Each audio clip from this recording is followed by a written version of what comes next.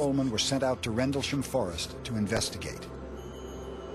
Airman First Class Edward Cabanzag was one of the security officers present. That night, we were on Security 1, which was in charge of mobile security for the Woodbridge base, and we responded to Jim Burroughs' sighting of something out on the edge of the flight line. As the three officers approached the alleged crash site, it became obvious that it wasn't what they were prepared for.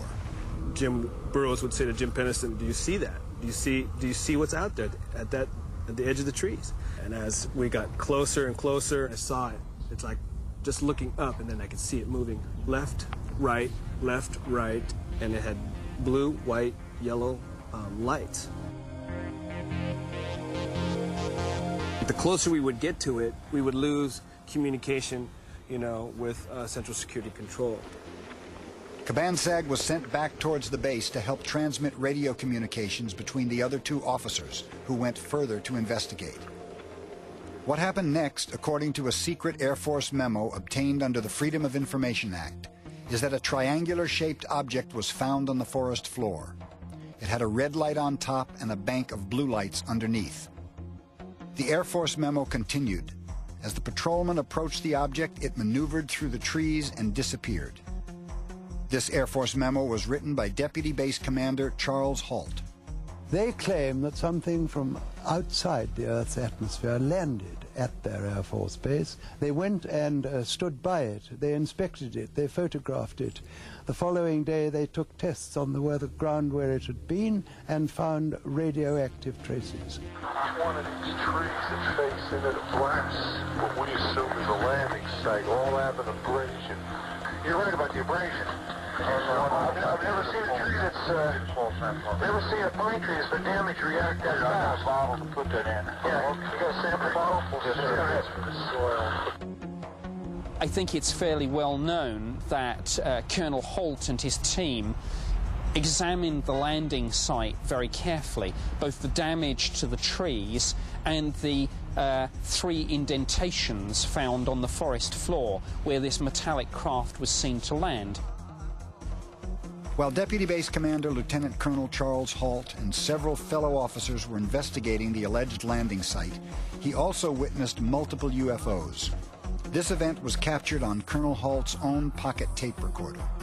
Well, we've got an object about 10 degrees directly south, 10 degrees off the horizon. And the ones to the north are moving, one's moving away from us. It's moving out fast. There's one on the right heading away too. Yeah, we're both heading north. Oh, here he comes from the south. He's coming toward us now. Now we're observing what appears to be a beam coming down to the ground. This is unreal.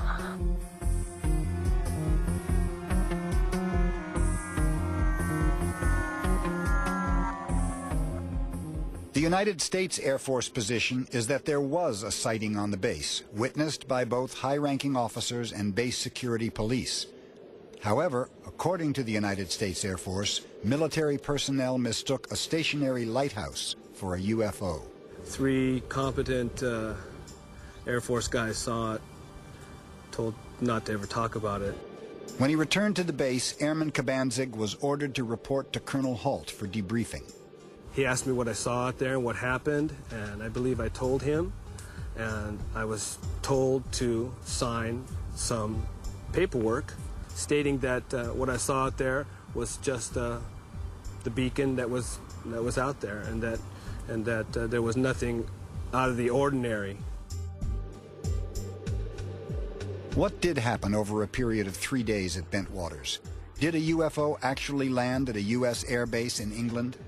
That is one explanation, that it actually happened, as Colonel Halt reported. The other explanation is that it didn't. And in that case, one is bound to assume that Colonel Halt and all his men were hallucinating.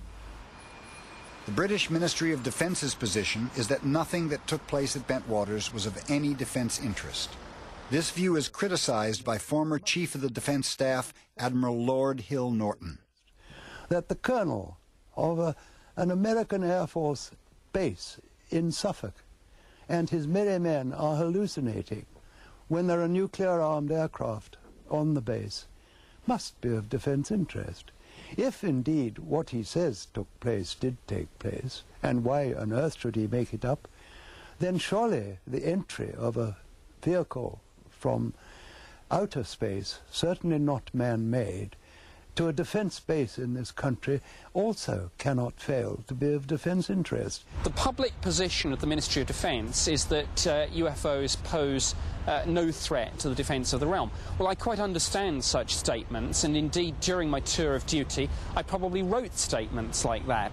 From 1992 to 1995, the British government employed Nick Pope to investigate UFO reports.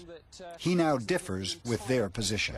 While it's true to say that there's been no overt hostile action, it certainly seems to me premature to say that there is nothing of any defence significance when you don't know what they are.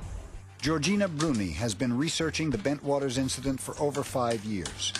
Her book, You Can't Tell the People, is the definitive account of this case. In May of 2001, she was one of the first to receive a number of previously classified documents from the Ministry of Defense about the Bentwaters incident. These documents are known as the Rendlesham Files. In one of the first documents in the file, we have now, in black and white, that General Gabriel, who was the chief of the United States Air Force in Europe, was handed taped evidence. Why would General Gabriel, one of the most important members of the U.S. military in Europe, be handed evidence for the incident unless it was of extreme significance? The other significant factor is that this is not ufologists talking here. We have the defense